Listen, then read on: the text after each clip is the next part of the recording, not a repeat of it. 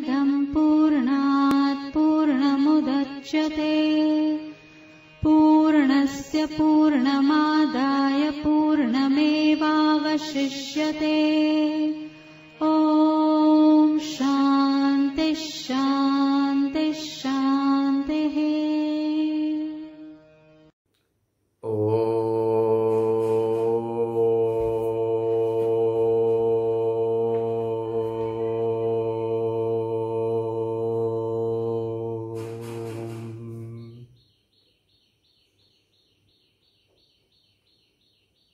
भद्रं कर्णेभिः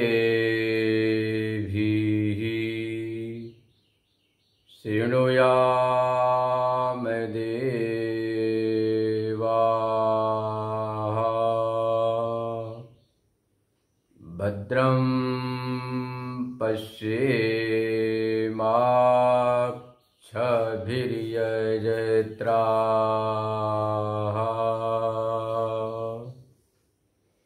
स्थिरैरङ्गैस्तुष्टुवाग्वंशस्तनोभिर्व्यसेमदेवहितं यदायुः। स्वस्ति न इन्द्रो वृद्धश्रवाः स्वस्ति नः पूषा विश्ववेदाः स्वस्ति नस्तार्क्ष्यो अरिष्टेनेमिः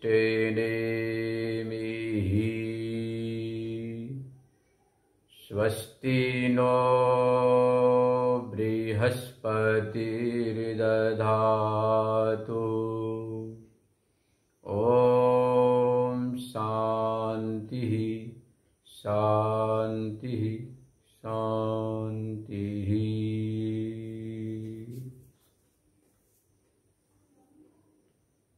हम सभी लोग मुंबापुरी श्री स्वामी प्रेमपुरी आश्रम ट्रस्ट से प्रायोजित श्री कृष्ण कुमार दैया जी की प्रेरणा से गीता चिंतन माला श्रवण कर रहे हैं।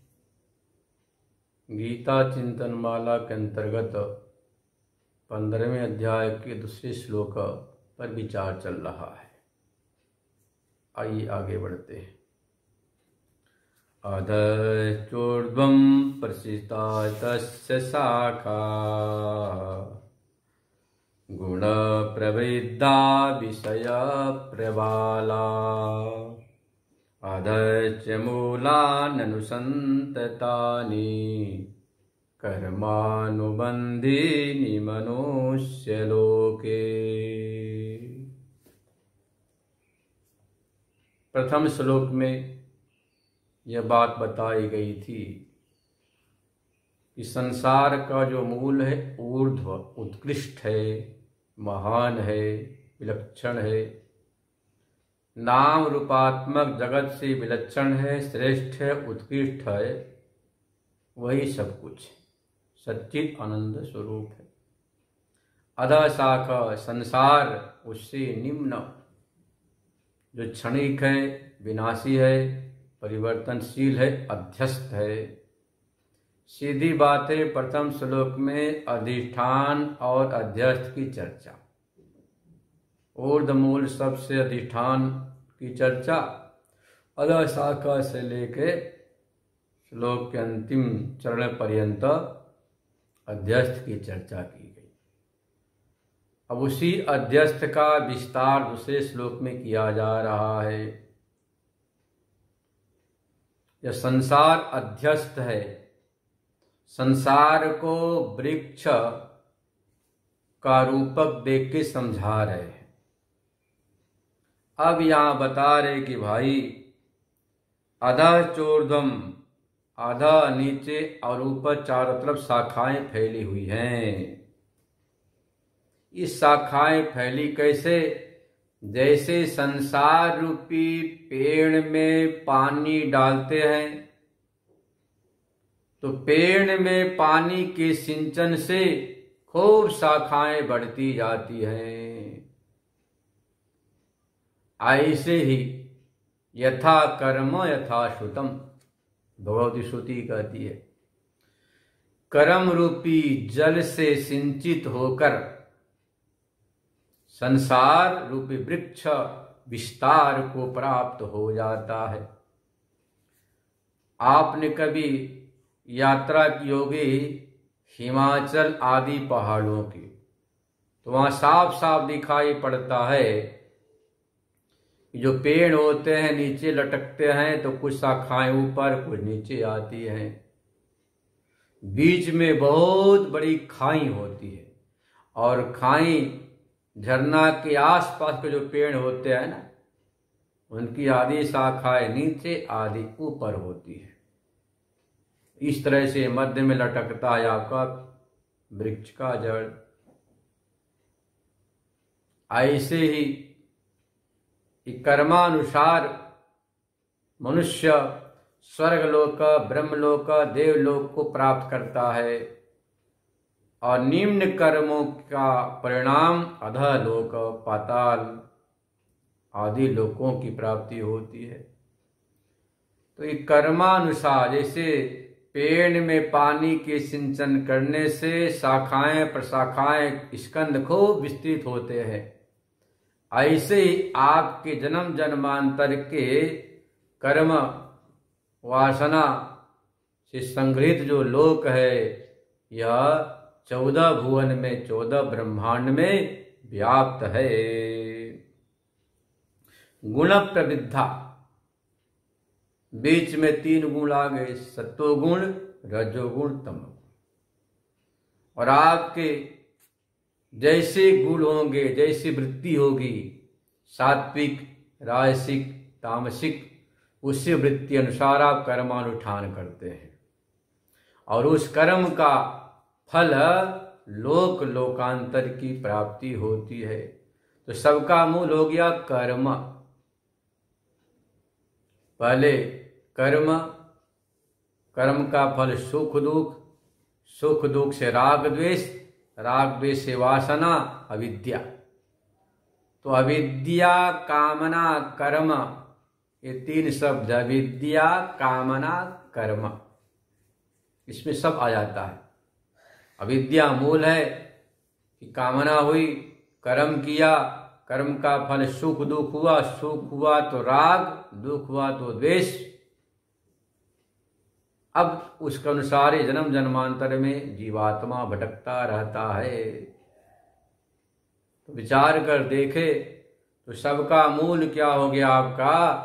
यह आपके विद्या, जिसको माया कहते हैं।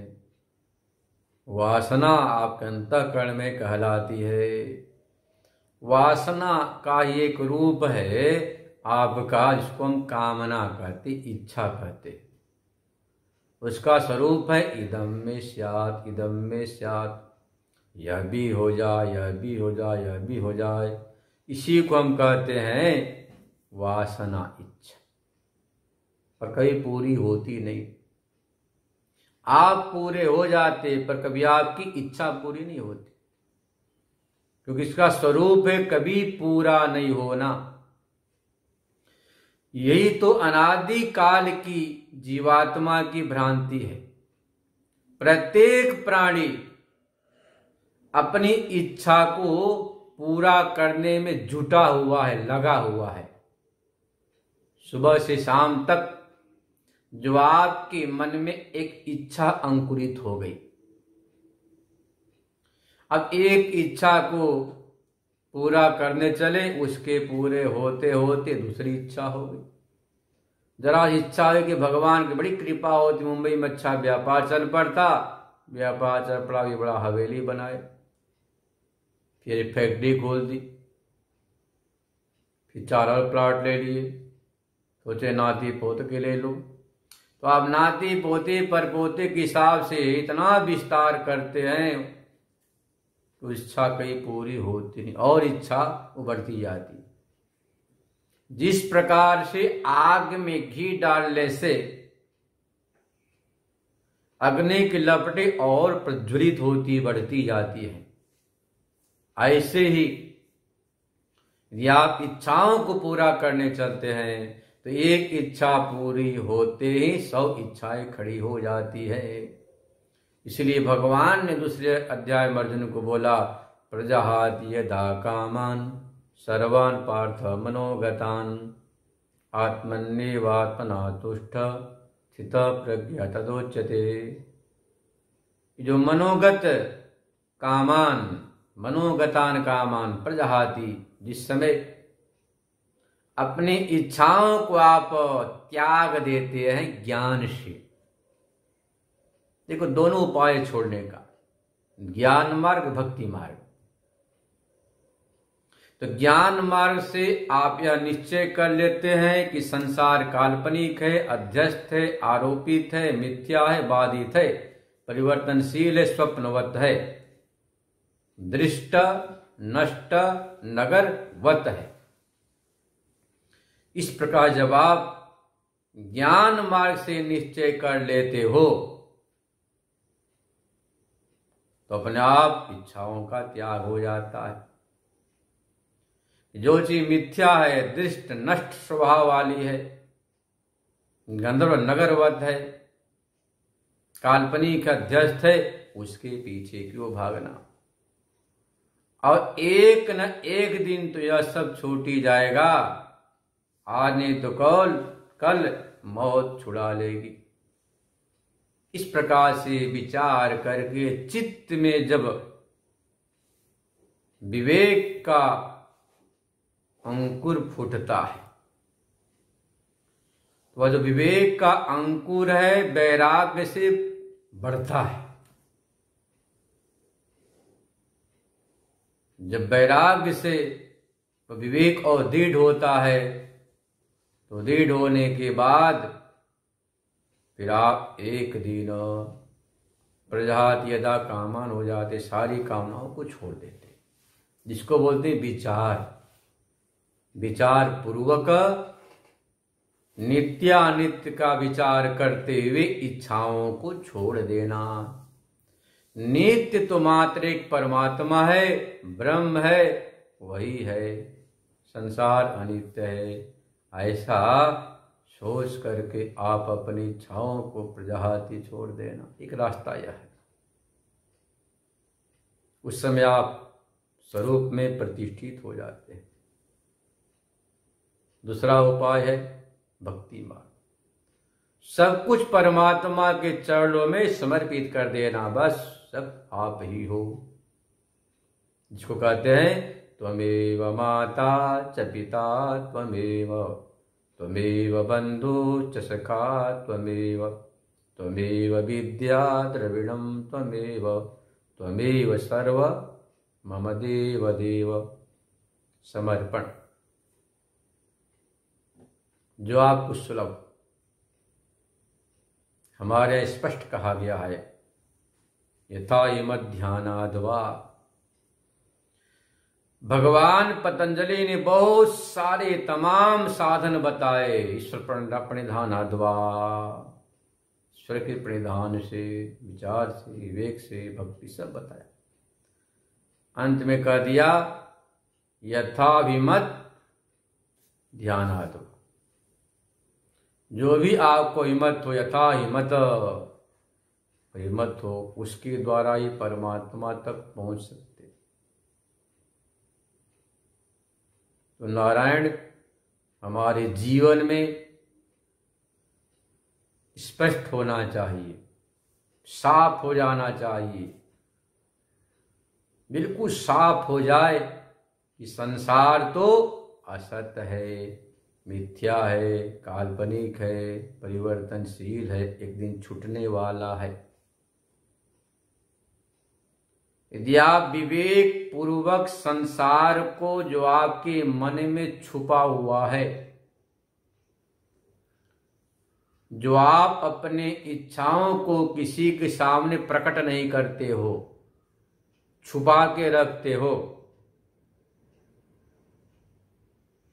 और जब इच्छाएं मन में छुप कर रहती है तो रात को सपना देखते हैं, और वही सपना जब व्यवहारिक धरातल पर साकार हो जाता है तो फूल के कुप्पा हो जाते हैं कि भगवान की बहुत बड़ी कृपा। पर जब विवेक जगेगा, भाई जैसे रात का सपना, आया राम गया राम, ऐसे ये जगत भी एक सपना ही है, सब सपना है जो आप देख रहे हो, सब सपना है। ऐसा जब ज्ञान हो जाएगा तो विवेक जग जाएगा, फिर आप संसार के माया के चक्कर में नहीं पड़ेंगे, मन में शांति का अनुभव होने लगेगा। जिस शांति को आप संसार में ढूंढ रहे हो वो शांति तो आपका स्वरूप ही है, आनंद तो आपका स्वरूप है, पर हम संसार में ढूंढ रहे। तो जैसे ही जो आपके मन में कामनाएं इच्छाएं हैं, इदम मिशा इदम मिशा, इसका चाहे विवेक से त्याग करो, विचार पूर्वक, या भक्ति के द्वारा परमात्मा के चरणों समर्पित कर दो, वैसे ही परम शांति परम आनंद की उपलब्धि हो जाती है, बुद्धि प्रतिष्ठित हो जाती है। तो संसार वासना के जाल से दृढ़ हो रहा है। तो बता रहे हैं यह जो है गुण प्रविद्या, तीन गुण है, और तीनों गुणों से चित्त में वासनाएं होती, वासनाओं से बड़ा हुआ है विषय प्रवालः। ये जो विषय है, नाम रूप शब्द स्पर्श गंध, विषयों से यह अंकुरित हो रहा है, बढ़ रहा है, कोमल कोमल पत्ते के समान। जब किसी पेड़ का पत्ता निकलता है तो सबसे पहले लाल लाल कोमल उसके कोपल होते, फिर धीरे धीरे हरा हो जाता है, और अंत में सूख करके बिल्कुल वह पीला स्वर्ण वर्ण का हो जाता है।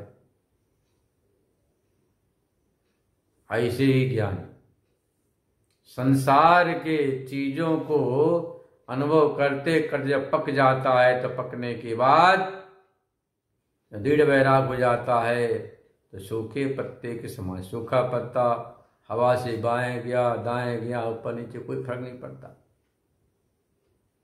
तो ज्ञानी का जीवन भी सूखे पर्ण के समान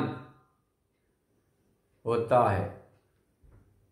कोई बुलाया तो आ गया, पधारो महाराज, नहीं बुलाया तो जहां वहीं पर राम राम करता।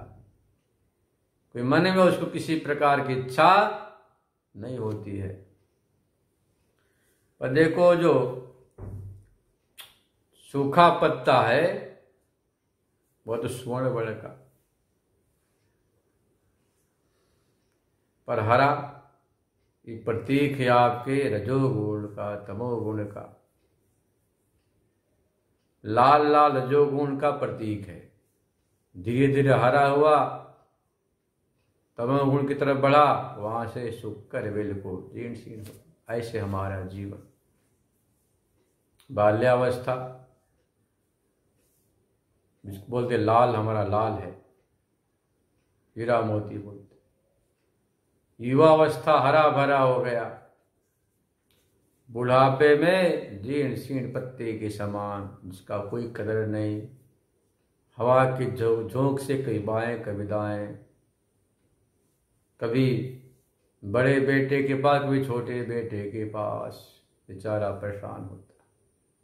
और आत्मज्ञान हो जाए तो परेशानी समाप्त हो जाती है। तो बोले कि यह जो विषय का प्रवाल है, विषय ही अंकुर है, इसलिए विषय को त्यागो। अधः च मूलानि संततानि, यह जो मूल है अधः नीचे भी व्याप्त है। आपने कभी गांव में देखा होगा जो वटवृक्ष का जो मूल जो जड़ होता है, आज इस शुक्रताल में वह वक्त है ऐसा लोग कहते हैं, पर वहां जाने के बाद चाहे कितना भी देखो पता नहीं चलता मूल कौन सा, क्योंकि वट वृक्ष की जब जटाएं नीचे गिरती हैं तो वहीं से एक उसका स्कंद खड़ा हो जाता है, शाखा टहनी स्कंद के आगे पेड़ चल पड़ता है। अब एक मूल जड़ है, मान लो 25 जड़, उसकी जटाएं नीचे गिरी, वर्षा हुई, पानी पड़ा और वही जड़ बन गया, शाखा बन गया, हरे पत्ते निकल गए, स्कंद आ गए, टहनियां आ गई, फूल फल निकल आए। तो वह जो मूल था वास्तविक वटवृक्ष का, वह ढक जाता है। जो उसकी जटाएं हैं जमीन पर गिरती हैं, वहां से वही स्कंद रूप लेकर के उसमें पत्ते हरे आ जाते हैं, शाखाएं प्रशाखाएं। ऐसे यहां पर बता रहे अधः च मूलानि संतानि, उसका मूल अधः नीचे व्याप्त, और पता ही नहीं चलता कि असल में मूल कौन सा है। ऐसे यहां पर होता है।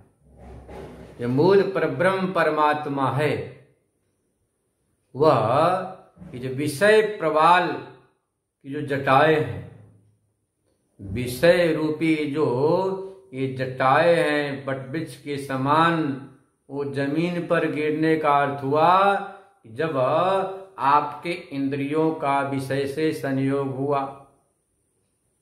अब संयोग होने के बाद कर्म प्रारंभ हो गया।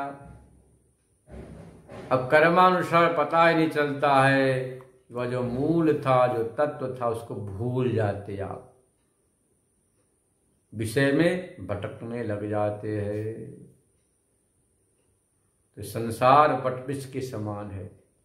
ये जटाओं से मूल जो वृक्ष था ढक जाता, पता नहीं चलता है कि वास्तव में इसका मूल कौन सा। ऐसे विषय रूपी जो प्रवाल अंकुर है, उससे जो जटाएं निकलती है, उनका जब विषय से संयोग होता है, संयोग होने के बाद ऐसा सुदृढ़ हो जाता है, पता ही नहीं चलता है। इसलिए लिख दिया कर्मानुबंधिनी, कि कर्म उसका अनुबंध है। तो कर्मानुबंध होने के कारण से बिल्कुल हम समझ नहीं पाते हैं। मनुष्य लोक इस प्रकार से यह चलता ही रहता है।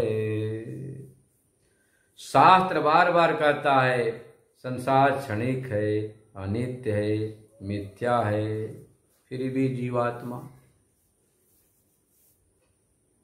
इस क्षणिक मिथ्या संसार को सत्य मान के संसार में भटक रहा है। न रूपमस्येह तथोपलभ्यते, नान्तो न चादि न च संप्रतिष्ठा, अश्वत्थमेनं सुविरूढमूल, संगशस्त्रेण दृढेन छित्त्वा।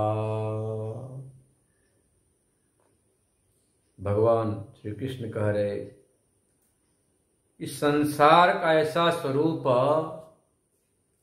हम सुनते हैं, देखते हैं, जानते हैं, शास्त्र में वर्णित है, वैसा वास्तव में है नहीं। न रूप स्वरूपम अस्य संसारस्य यह न उपलब्धते। आप संसार को बड़ा अच्छा प्यारा मानते हैं, सुंदर मानते हैं, है ना, रसीला मानते हैं, मजेदार मानते हैं, पर वास्तव में संसार की जो चमक है, दमक है, वह टिकाऊ नहीं। कहते एक वैज्ञानिक था, बहुत दिनों के बाद अपने लेबोरेटरी में आया, तो साथियों ने पूछा इतना विलंब कैसे हुआ। कहा भाई साहब क्या बताऊं, हमारे माता पिता बंधु बांधव मित्रों ने कहा तुम्हारी 30 से ऊपर उम्र होने जा रही, अब तुम शादी कर लो। हमने कहा भाई मेरे पास समय नहीं। सबने कहा बस तुम हाँ कर दो, अभी सब तय हो जाता है। बस दूसरे दिन एक लड़की खड़ा कर दी। हमने कहा विचार तो करने दो। तो मैं सोच में पड़ गया कि क्या करूं। तो हमारी जो सगाई है वह तय हो गई। हमारे होने वाली पत्नी का नाम है और बड़ा ही सुंदर है, बड़े चेहरे की चमक है, दमक है, वह प्रभावशाली है, यशस्विनी है, सेवा भाव है, समर्पण भाव हमारे प्रति। दूसरे वैज्ञानिक शास्त्र ने कहा अच्छी बात है, पर तुम याद रखो वैज्ञानिक हो, तुमने क्या लेबोरेटरी में प्रयोगशाला में परीक्षण किया? बोला सो तो नहीं किया मैं। ठीक है कल ले आओ, उसका परीक्षण करते हैं। लाया, सामने खड़ा कर दिया। जैसे दूरबीन खुर्दबीन से देखा इस तरह से, तो उसके जो रोमकूप गोल गोल भयंकर गड्ढे, वो चीख पड़ा, अरे जिसको मैं सौंदर्य कहता था वह तो बिल्कुल जंगल सा है। रोमकूप जंगल से दिख रहे, छिद्र गड्ढे से दिख रहे। वही से उसका मोह भंग हो गया। तो जिस प्रकार से अपनी प्यारी पत्नी, सौंदर्य की साक्षात मूर्ति, श्रृंगार की प्रतिमूर्ति, जो सूक्ष्म इच्छिका के द्वारा परीक्षण किया तो वह बदरूप दिखाई पड़ी, वैराग्य हो गया। इसी बात के हमारे शास्त्रों में कहा गया, दृश्यते त्वग्रया बुद्धिया सूक्ष्मया सूक्ष्म दर्शिभी।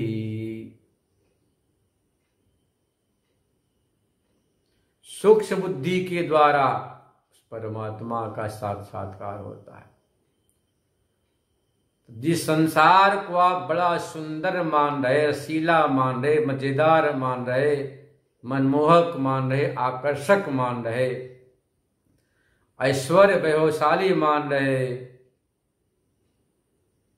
अपने प्रीति का प्रेम का पात्र मान रहे, वास्तव में वो वैसा है नहीं। न रूप मशीय तथोपलब्धते, वैसा उपलब्ध नहीं होता। कब? जब परीक्षण करोगे आप, जब आप शास्त्र दृष्टि, जैसे वहां माइक्रोस्कोप से दूरबीन खुर्दबीन से देखा तो कुछ और दिखाई पड़ा, ऐसे यहां पर जब आप शास्त्र दृष्टि के द्वारा वेदांत दृष्टि से परीक्षण करोगे तब यह ज्ञात होगा कि संसार क्या है। साहित्य वाले तो महाराज क्या कहते हैं, ये जो मूक का लार है ना, उसको बोलते अधरामृत। अधरामृत तो मरा लार सुबह बासियों ने बदबू मारता है। आंख को क्या बोलते मालूम? कमल नयन। कमल में खुशबू, इसमें तो कीचड़ निकलती। मुख को क्या बोलते? आहा, चंद्रबदनी, चंद्रमुख, सूर्यमुख। कहां सूर्य कहां चंद्रमा। पर जो मुहांध होता है, मुहाक्रांत होता है, वो ऐसा ही कहता। उसको चंद्रमा दिखाई पड़ता, सूर्य दिखाई पड़ता मुख।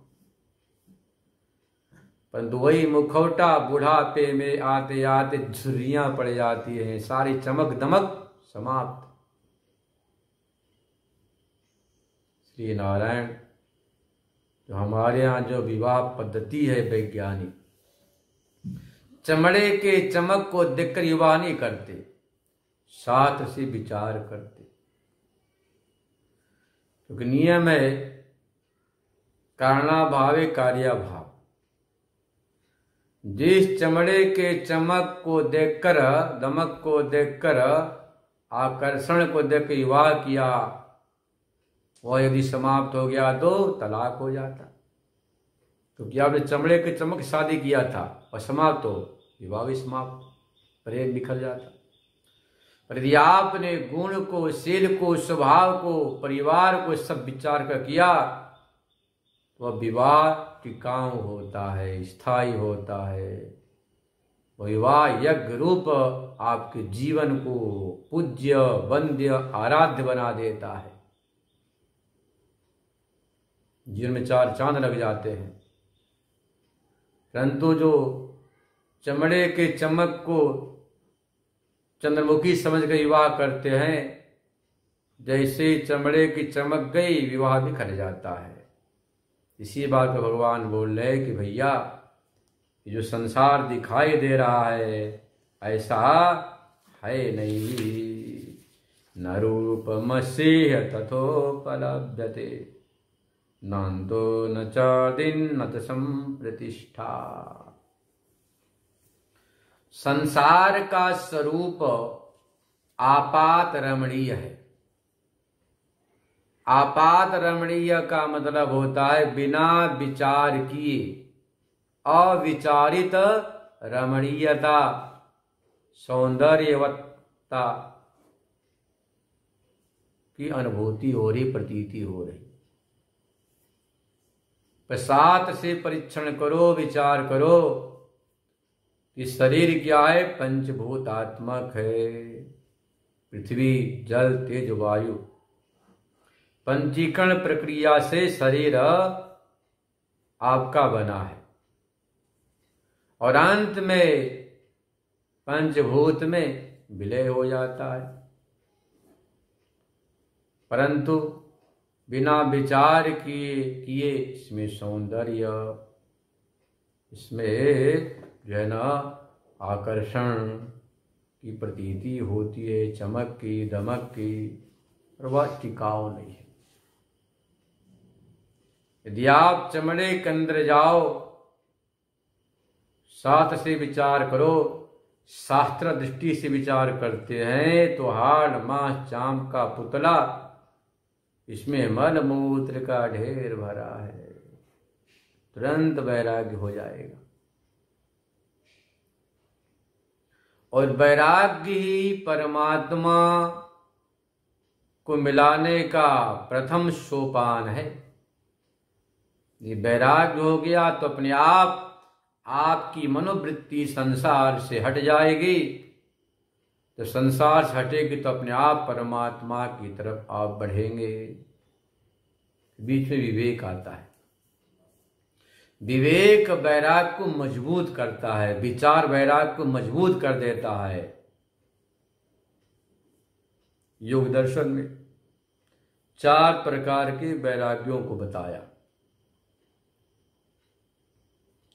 जो यतमान, एकेंद्रिय, व्यतिरेक और वशीकार।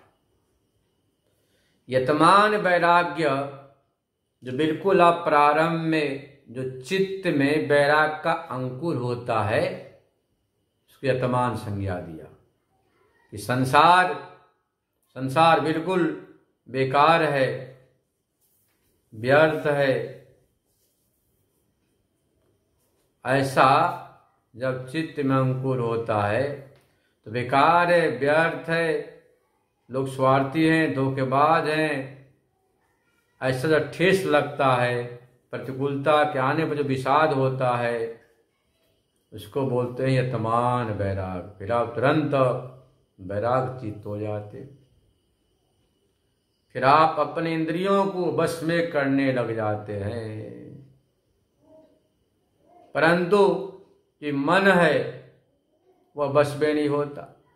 आंख, नाक, कान, हाथ, पैर तो बस में कर लिया, बंद कमरे में बैठ गए, ध्यान करने लग गए, जप करने लग गए, स्वाध्याय करने लग गए, तो आपकी जो पंच कर्मेंद्रियां हैं, पंच ज्ञान इंद्रियां हैं, हस्त पाद पायुपस्थ वाक जो पंच कर्मेंद्रियां, आंख नाक कान त्वक जीभ जो 5 ज्ञानेंद्रिय, ये तो वश में हो गई। या आप बड़े मजे से ध्यान में, चिंतन में, विचार में, स्मरण में, स्वाध्याय में लग गए, परंतु मनीराम फिर भी बाहर जाता। तो कहते हैं कि व्यतिरेक संज्ञा वैराग्य आपका है। मन भी बस में हो जाए तो एक इंद्रिय वैराग्य नाम पड़ जाएगा। और जब पूर्ण रूप से वैराग्य फलित होता है तो वशीकार संज्ञा, आपका मन पूर्ण रूप से जब बस में हो गया तो बोलते वशीकार संज्ञा वैराग्य। तो प्रारंभ में जो वैराग्य है वह तो प्रतिकूलताओं के आने से होता है। प्रतिकूलता परमात्मा से मिलाने का बहुत बड़ा, समझो कि उसका एक तरह से हाथ है, वरदान है। जब आपके जीवन में प्रतिकूलता आए तो समझना कि परमात्मा की बहुत बड़ी हमारे ऊपर कृपा हो रही। कृपा नहीं, परमात्मा के अनुग्रह की मूसलाधार वर्षा हो रही। जब प्रतिकूलता आए, चाहे शारीरिक हो, मानसिक हो, दैविक हो, सामाजिक हो, पारिवारिक हो, प्रतिकूलता बोलते हैं जब आपके विपरीत आचरण करने लग जाए। परिवार में कई बार होता है, आपकी बातें पत्नी नहीं मानती, पति नहीं मानता, पुत्र नहीं मानते, समाज के लोग नहीं मानते, या विपरीत आचरण करते हैं तो बड़ा भारी चित्त में वैराग्य होता है। तो आपके मन के मुताबिक कोई व्यवहार न करे, आपकी इच्छा के अनुकूल कोई व्यवहार न करे, तो आपके मन में बड़ा भारी वैराग्य होता है कि सब बेकार है। तो जो संसार से मन का हटना है, यह वैराग्य प्रथम यतमान वैराग्य को जन्म देता है। इसके बाद विचार का रोल आता है, रोल। फिर अब विचार करते हैं तो विचार करते करते करते आप जो है ना फिर प्राप्त कर लेते हैं धीरे धीरे एक इंद्रिय वैराग्य को। और विचार हुआ तो व्यतिरेक संज्ञा हो गई।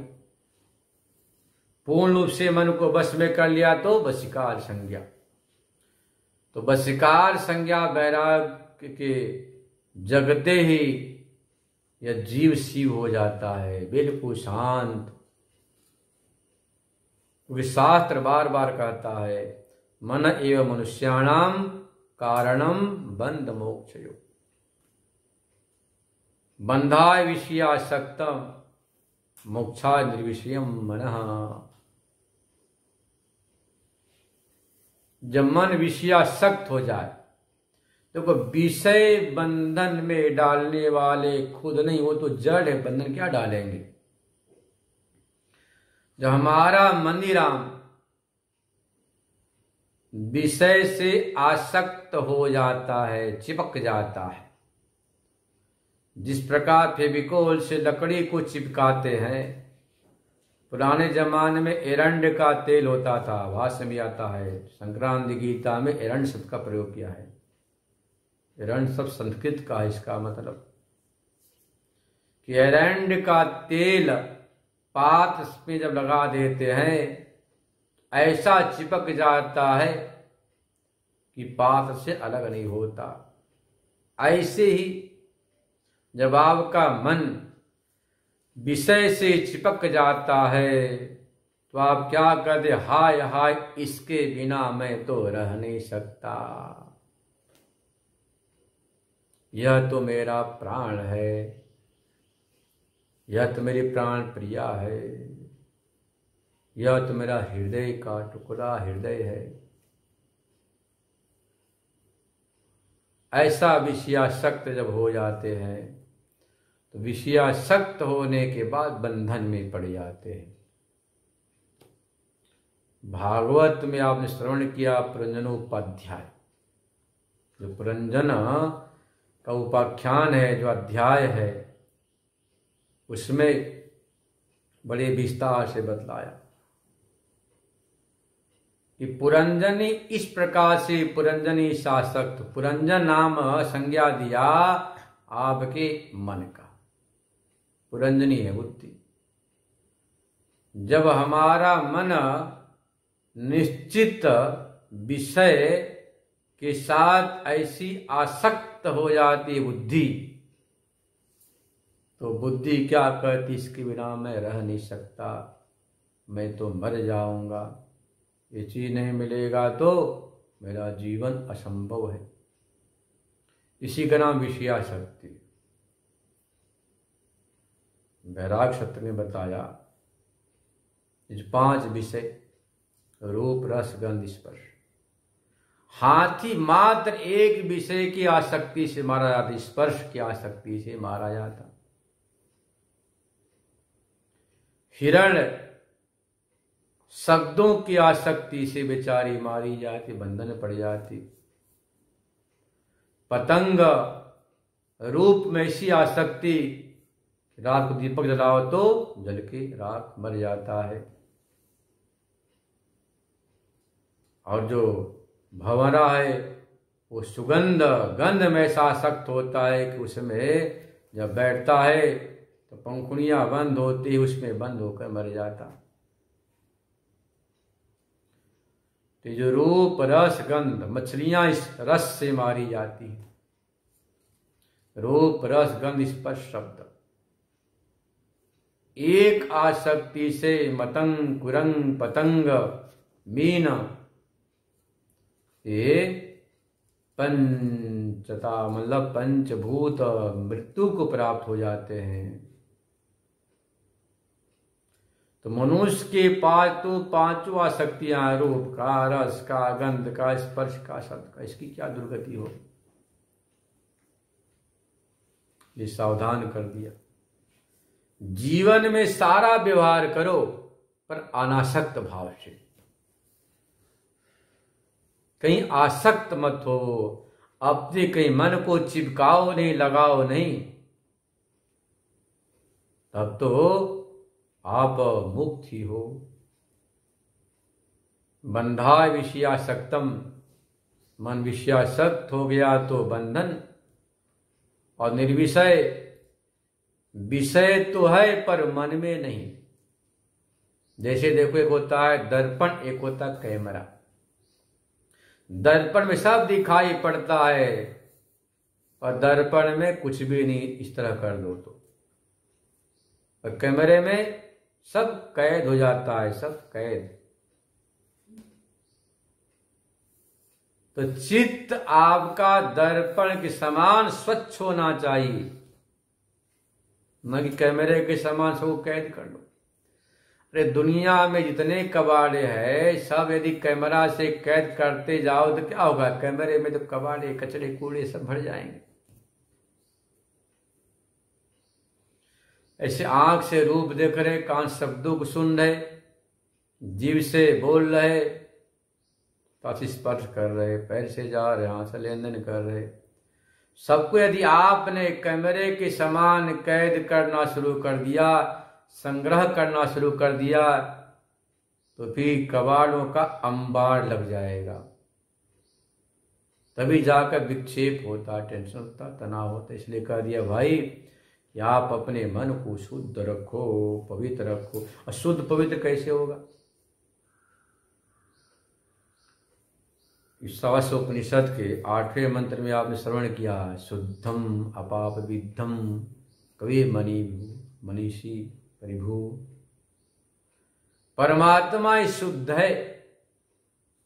यदि आपने परमात्मा का आश्रय लिया, परमात्मा का भजन किया, तो परमात्मा के आश्रय से, भजन से मन शुद्ध होता है। दूसरी कोई चीज शुद्ध करने वाली नहीं। एक पंडित जी महाराज थे, अपना शौच करके कान पर जनेऊ अपना टांग करके हाथ लुटा लेके जा रहे थे। रास्ते में कबीर जी से मुलाकात हो गई। कबीर जी ने कहा, राम राम पंडित जी महाराज। अब पंडित जी कुछ बोले ही नहीं, 1 बार 2 बार 3 बार, ओम नमो नारायणाय पंडित जी महाराज, फिर भी नहीं। फिर कबीरदास ने सोचा कि सीताराम के भगत होंगे, बोला सीताराम पंडित जी महाराज, फिर भी कुछ उत्तर नहीं। गंगा जी में गए, हाथ पांव धोया, 4 बार आचमन किया, फिर बोले राम राम साहब।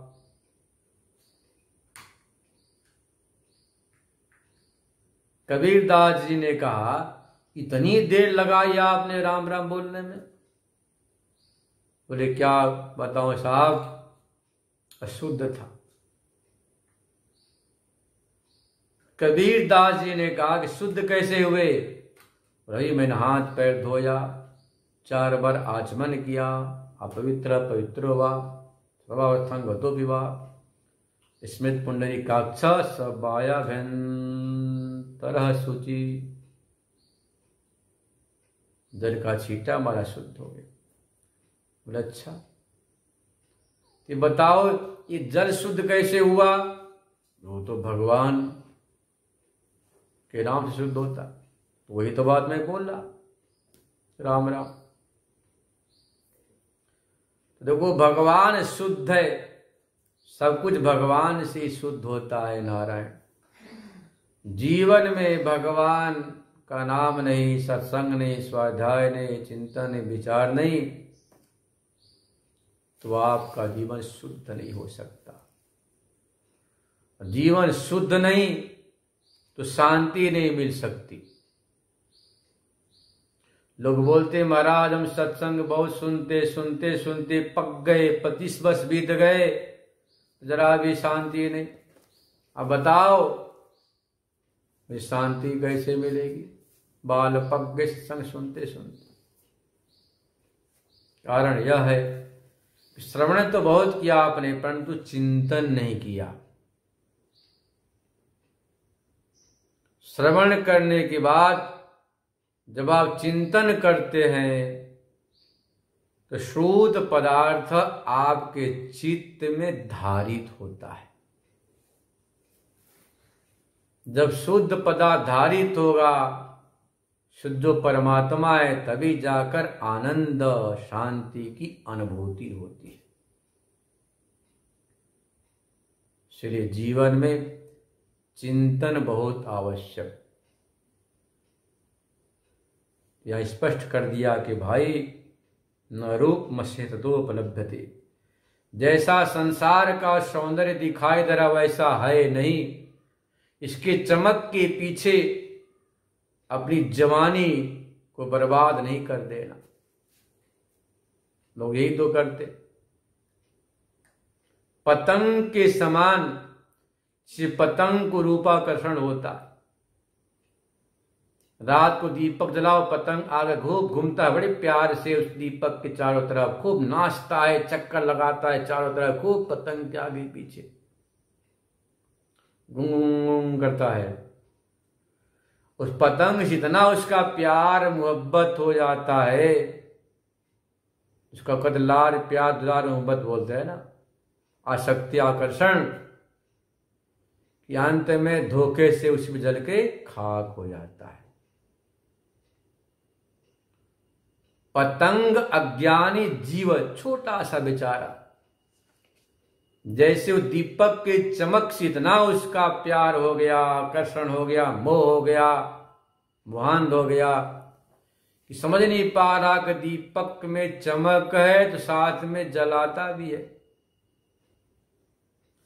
दग्धृत्व, प्रकाशकत्व, लोहित वर्ण, तीनों आपके स्वभाव है ना, स्वरूप है, जल के राख। ऐसे संसारी जीव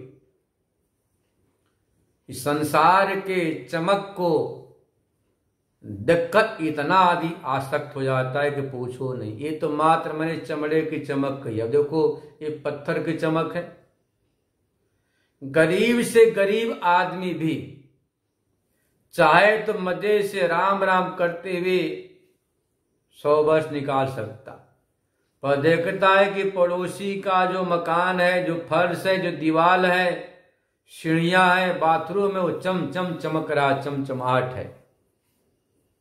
अपने वैसे होने चाहिए। आप अपने मन को एक बार समझा भी लेते हो, पर बच्चे कच्चे, पत्नी का दादी ऐसा नहीं, कुछ तो करो, कुछ नहीं तो कम से कम बाथरूम को चमकाओ। बाथरूम के को चमकाए, फिर बोलती कि फर्श बेकार लगा, इसको चमकाओ। बरांडा को चमकाया, बोलती अजी, लोग ताना मारते हैं कि तुम्हारा बाथरूम बरांडा तो बढ़िया, परंतु कमरे तो फर्श ठीक नहीं। अब कमरे के बेडरूम के चमचमाहट युक्त लगाया टाइल्स ग्रेनाइट लगाया। अब वो ऐसा हो गया कि जरा सा पानी गिरा, इतने में कमर की हड्डी टूट गई। होता है ना। अरे जो पहले जब पत्थर थे बिना चमक के बढ़िया थे, कुछ शिकायत नहीं थी, कुछ समस्या नहीं थी, उसमें तो गंदगी भी छिप जाती थी। पर आज का जो टाइल्स की चमक है उसमें गंदगी छिपती, जरा तेल घी पानी गिर गया तो पैर रपट जाता है, कमर की हड्डी टूट जाती, पैर की हड्डी टूट जाती, हाय हाय करते। तो बताओ, चमक से रहित जो फर्श वो बढ़िया कि चमकीला जो टाइल्स फर्श बढ़िया? कौन सा बढ़िया? तो आप देखो कमरे के चमक को सजाने लग गए, पूरी पैसे की बर्बादी, बीमारी का घर, साफ सफाई की नई समस्या खड़ी हो जाती। फिर इसके बाद बोलते कि भाई ये गाड़ी पुरानी, जरा पड़ोस में गाड़ी अच्छी वैसी गाड़ी होनी चाहिए, उसके चमक में पड़ गए। ये जो चमड़े का चमक है, मकान का चमक है, फर्श का चमक है, बाथरूम की चमक है, बरांडे का जो चमचमाहट है, और जो आपके बेडरूम का चमचमाहट, गाड़ी का चमक दमक, यही तो आपको अशांत कर रहा है। इस चमचमाहट को, स्वरूप को, चमक को बनाए रखने के लिए आप अपनी जवानी, पूरे खून पसीने की कमाई को उसमें लगा देते हैं, वो चमक टिकता नहीं। जैसे लगाया 10 वर्ष बाद पुनः फीका पड़ गया। तो आप तो शरीर के चमक, मकान दुकान के चमक, गाड़ी की चमक को बनाए रखने के लिए, चमचमाहट को, सौंदर्य को, ऐश्वर्य को बरकरार रखने के लिए पूरी जिंदगी स्वाहा कर देते हैं, पर हाथ कुछ नहीं लगता। जब बुढ़ापा आती लोग क्या बोलते, अरे बड़ा अय्यासी था, बड़ा भोगी था, बड़ा विलासी था, बड़ा शान सौगात से रहता था, पर दीन दुखी गरीब को एक गिलास पानी भी देता नहीं था, इतना कंजूस। जब हवन करवाएगा रुद्राभिषेक तो पंडित से बोलेगा, पंडित जी महाराज 500 में काम चल जाएगा। एक नौकर को 2 घंटे के लिए देता है 2000। और जो पंडित जी सारे शास्त्रों का मंथन करके, परिश्रम करके जो मंत्रों को पढ़ते हैं, इस लोक से देवलोक तक संबंध स्थापित करते हैं, उनको तो 500 का था पंडित जी महाराज बहुत है। विचार करो, इतना कंजूस है। अरे जो आपका पारलौकिक कृत्य है, यज्ञ है, दान है, सत्कर्म, ये तो अक्षुण है। जैसे बीज, जैसे एक बीज तुम मिट्टी में डालते हो तो 1000 बीज बनकर निकलता है। एक चने के पौधे को धरती में डाला, पानी पड़ा, और वह पौधा कुछ काल के बाद अंकुरित होकर पल्वित पुष्पित होकर हजारों चनों को प्रकट कर देता। ऐसे यदि आप सत्कर्म में अपने धन को लगाते हैं, तन को, मन को, धन को, मन को, तो अनंत पुण्य को, फल को प्रदान करता है। तो नारायण, इस संसार जैसा दिखाई दे रहा वैसा है नहीं। हिंदी अर्थ निकला इसका कि न रूप मस्यः तथोपलभ्यते। जैसा संसार वृक्ष का स्वरूप दिखाई दे रहा, हरा भरा बड़ा भारी बट का पेड़ चारों तरफ से फैला हुआ है, हरे बड़े पेड़ पर खूब पक्षियां चहक रही हैं, घोंसले बना रही हैं, उसके छाया में मृग विश्राम कर रहे हैं। आदमी अपने परिश्रम को दूर कर रहा है, आराम सो रहा है, पर वह वैसा है नहीं, आपात रमणीय है। ऐसे यहां पर तो संसार की फलश्रुति जनश्रुति है, इस फल और जनश्रुति के अनुसार आप चलते हैं और चलते चलते आप थक जाते, वहां तक पहुंच नहीं पाते। आप उस मूल को ढूंढ नहीं पाते कि मूल है क्या। जैसे बटवृक्ष के जो पत्ते हैं, टहनियां हैं, शाखाएं प्रशाखाएं हैं, जो फल हैं, फूल हैं, जो रस है, उसी के इर्द गिर्द पशु पक्षी घूमते रहते हैं। कोई बिरला ही बटवृक्ष के मूल तक पहुंच करके शिवलिंग स्थापित करके भगवान शंकर का अर्चन बंदन करके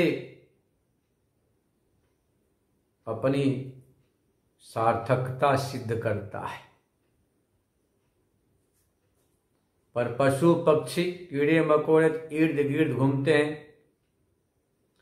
ऐसे जो अज्ञानी जीव है, पशु पक्षी के समान इस संसार रूपी जो वृक्ष है, उस वृक्ष के जो पत्ते हैं, अंकुर हैं, पल्लव हैं, जो आपके विषय हैं, रूप रस गंध स्पर्श शब्द, इन्हीं के पीछे पीछे भागते भागते पूरा हो जाता, पर परमात्मा तक पहुंच नहीं पाता है।